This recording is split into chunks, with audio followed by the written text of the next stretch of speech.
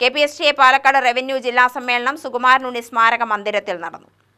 ഇടതു സർക്കാരിന്റെ അധ്യാപകദ്രോഹ നടപടികൾ അവസാനിപ്പിക്കണമെന്ന് KPSTA പാലക്കാട് റവന്യൂ ജില്ലാ സമ്മേളനം ആവശ്യപ്പെട്ടു. VK ശ്രീകണ്ഠൻ MP ഉദ്ഘാടനം ചെയ്തു. പാർട്ടിക്ക് കീഴ്പ്പെട്ട് പ്രവർത്തിക്കാൻ ആഗ്രഹിക്കുന്ന ഒരു ജനപ്രതിയും ഒരു പൊതുപ്രവർത്തകനും ഒരു പാർട്ടി പ്രവർത്തകനാണ് ഞാൻ.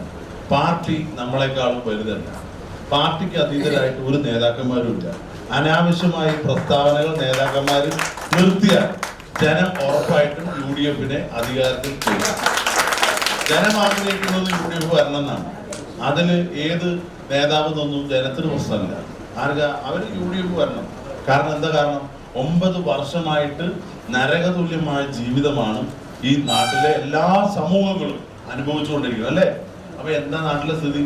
ഇപ്പോ നാട്ടിലിറങ്ങിയാൽ ചികിത്സാ സഹായം ചോദിച്ചിട്ടുള്ള വിളി, ബാങ്കിലെ ജപ്തി നോട്ടീസ് വന്നിട്ടുള്ള വിളി, ഇപ്പൊ ഈ അടുത്ത കാലത്ത് ഒരു 5 കിലോ അരി വാങ്ങിച്ചു തരുമോ എന്ന് ചോദിച്ച് ഓരോ കുടുംബങ്ങളും വിളിക്കുന്നു, മരുന്ന് വാങ്ങിച്ചു തരുമോ ചോദിച്ച് വിളിക്കുന്നു.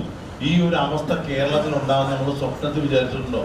ഉമ്മൻചാണ്ടി മുഖ്യമന്ത്രിയാകുന്ന കാലത്ത് സാധാരണ ജനങ്ങൾക്ക് വേണ്ടി എന്തെല്ലാം നിയമങ്ങളിലൂടെ കൊണ്ടുവന്നു. റവന്യൂ ജില്ലാ പ്രസിഡന്റ് ഷാജി S. തെക്കേതിൽ അധ്യക്ഷത വഹിച്ചു.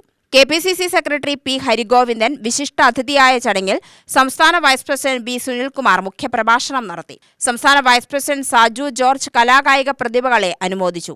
DCC general secretary Babu Nasar, സംസ്ഥാന എക്സിക്യൂട്ടീവ് അംഗങ്ങളായ PK Harinarayanan, Naseer Hussain, G. Rajalakshmi, James Thomas, K. Sreejesh, Palakkad വിദ്യാഭ്യാസ ജില്ലാ പ്രസിഡന്റ് രാജീവ്, ഒറ്റപ്പാലം വിദ്യാഭ്യാസ ജില്ലാ പ്രസിഡന്റ് MB സതീഷ്, മണ്ണാർക്കാട് വിദ്യാഭ്യാസ ജില്ലാ പ്രസിഡന്റ് M. സജിത് കുമാർ എന്നിവർ പ്രസംഗിച്ചു. റവന്യൂ ജില്ലാ സെക്രട്ടറി രമേശ് പാറപ്പുറം സ്വാഗതവും ട്രഷറർ K. സുമേഷ് കുമാർ നന്ദിയും പറഞ്ഞു.